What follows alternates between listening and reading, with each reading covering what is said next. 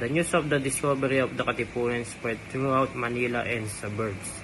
Bonifacio, informed of the discovery, secretly instructed these runners to summon all the leaders of the society to a general assembly to be held on August 24.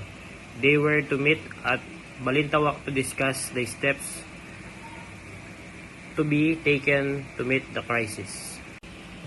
On the 21st, Bonifacio changed the Katipunan Code because the Spanish authorities had already deciphered it.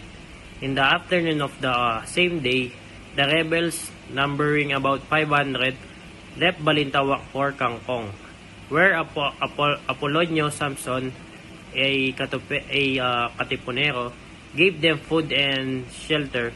In the afternoon of August 22, they proceeded to Pugadlawin.